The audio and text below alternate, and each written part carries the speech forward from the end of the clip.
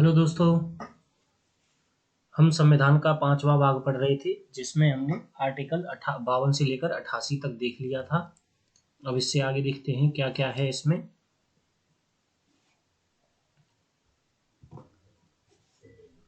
अब है आर्टिकल 89 जिसमें राज्यसभा का सभापति और उपसभापति कौन होगा उसके बारे में बात की गई है।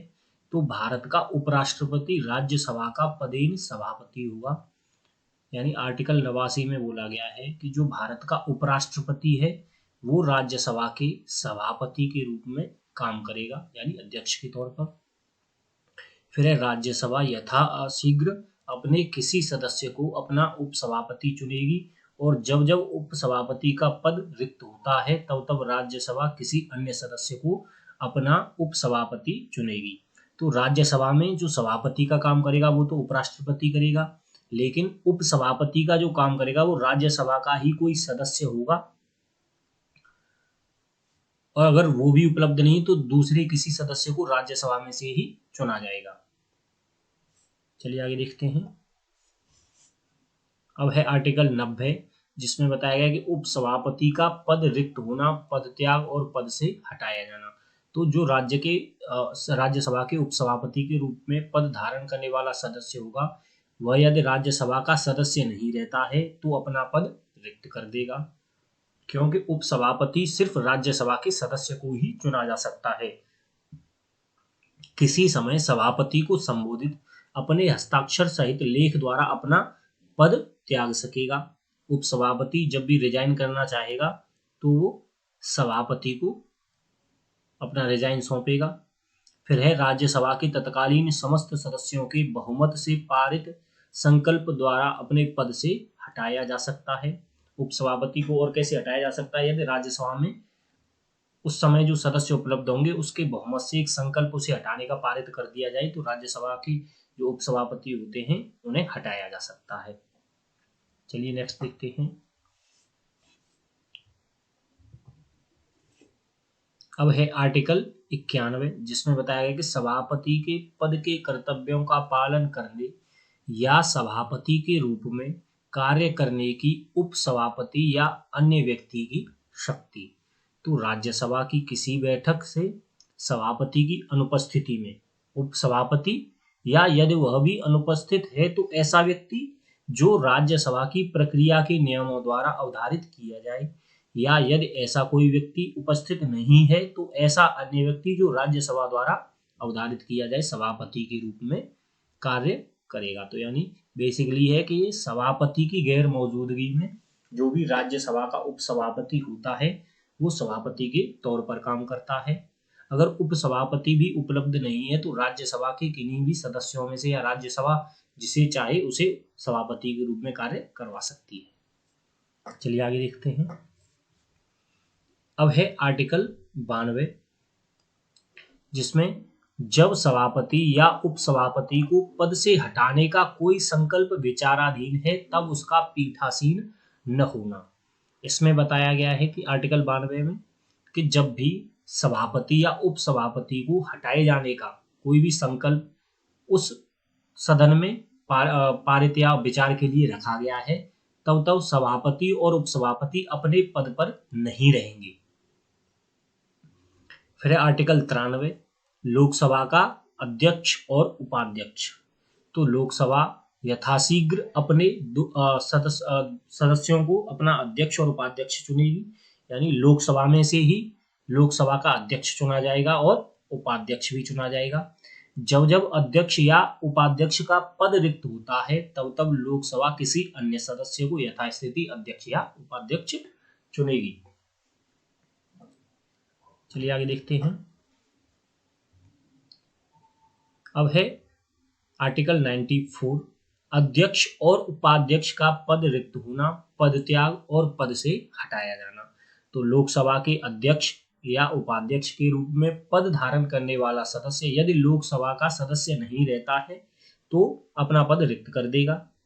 किसी भी समय यदि वह सदस्य अध्यक्ष है तो उपाध्यक्ष को संबोधित, और यदि वह सदस्य उपाध्यक्ष है तो अध्यक्ष को संबोधित अपने हस्ताक्षर सहित लेख द्वारा अपना पद त्याग सकेगा।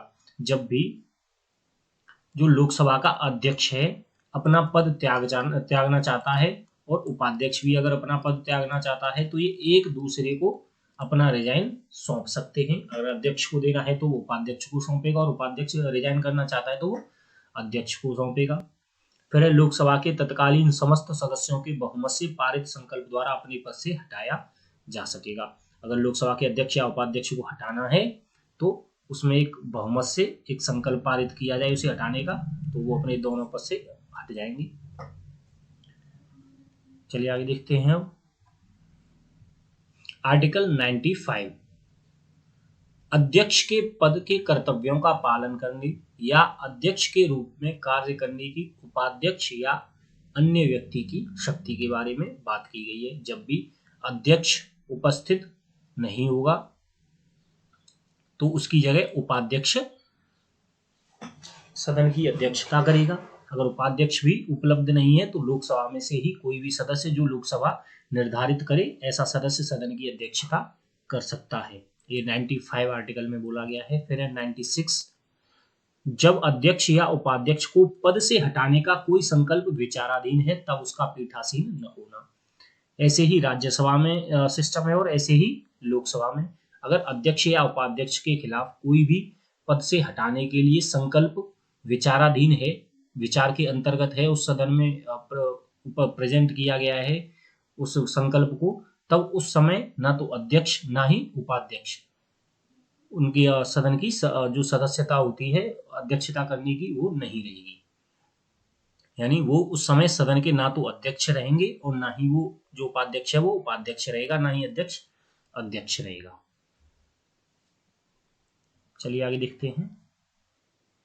फिर है आर्टिकल 97 सभापति और उपसभापति तथा अध्यक्ष और उपाध्यक्ष के वेतन और भत्ते। यानी जो राज्यसभा के सभापति और उपसभापति होते हैं और लोकसभा के अध्यक्ष और उपाध्यक्ष होते हैं उन्हें क्या वेतन और उनके क्या भत्ते होंगे, ये सब आर्टिकल 97 में बताया गया है। फिर आर्टिकल 98 जिसमें संसद का सचिवालय यानी संसद के प्रत्येक सदन का पृथक सचिवीय जो है सचिवालय होगा। 98 में संसद के सचिवालय की बात की गई, यानी लोकसभा का सचिवालय अलग होगा और राज्यसभा का सचिवालय अलग होगा। अब कुछ प्रश्नों को देख लेते हैं। जैसे पहला प्रश्न है भारत का राष्ट्रपति राज्यसभा में कितने सदस्यों को मनोनीत कर सकता है। How many members can the president of India nominate in the Rajya Sabha. तो पहले भी हम कई बार बता चुके हैं कितने सदस्यों को नॉमिनेट कर सकता है राज्यसभा में, 12 सदस्यों को। और राष्ट्रपति जो है लोकसभा में कितने सदस्यों को मनोनीत कर सकता था, 2 सदस्यों को। लेकिन इसका जो प्रावधान है वो 104वां संविधान संशोधन के द्वारा इसे समाप्त कर दिया गया। अब राष्ट्रपति लोकसभा में कोई भी सदस्य नॉमिनेट नहीं करता है। 2019 से पहले यानी 104वें संविधान संशोधन से पहले राष्ट्रपति 2 सदस्यों को लोकसभा में नॉमिनेट करता था, लेकिन राज्यसभा में वो अब भी करता है 12 सदस्यों को नॉमिनेट। चलिए आगे देखते हैं। राष्ट्रपति चुनाव के लिए प्रस्तावक एवं अनुमोदकों की संख्या कितनी होती है। What is the number of proposers and seconders for the presidential election. तो 50 प्रस्तावक चाहिए होते हैं और 50 अनुमोदक होते हैं। चलिए आगे देखते हैं। भारतीय संविधान के अनुसार भारत का राष्ट्रपति राज्य का क्या होता है। तो राज्य का संवैधानिक अध्यक्ष यानी constitutional president of the state राष्ट्रपति होता है। कार्यकारी अध्यक्ष प्रधानमंत्री होता है, लेकिन संवैधानिक अध्यक्ष राष्ट्रपति ही होगा। चलिए नेक्स्ट देखते हैं। भारत के राष्ट्रपति का चुनाव कैसे होता है। तो बताया था अप्रत्यक्ष रूप से, यानी उसे जो भारत के राष्ट्रपति को जनता डायरेक्ट नहीं चुनती है, जनता द्वारा चुने गए प्रतिनिधि भारत के राष्ट्रपति को चुनते हैं, इसलिए उसे अप्रत्यक्ष चुनाव बोला जाता है।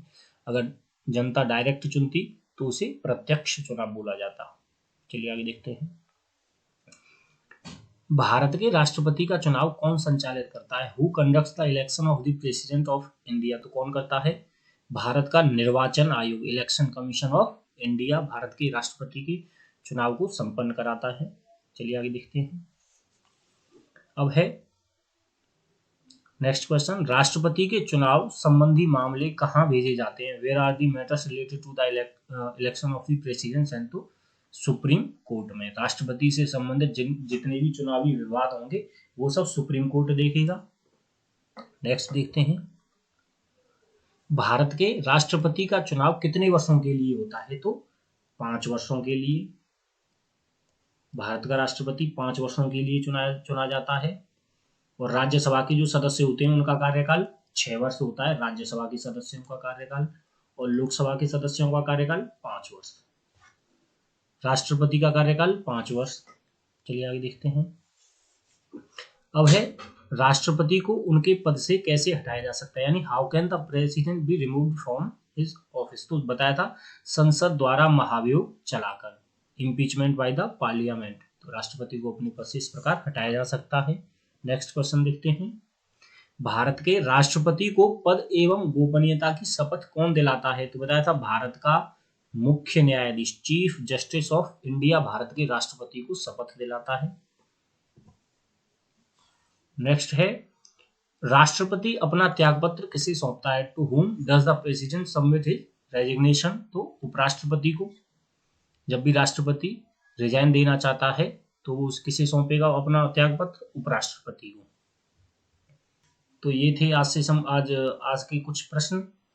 मिलते हैं हम नेक्स्ट क्लास में। आई होप आपको ये क्लास पसंद आई होगी। Thank you.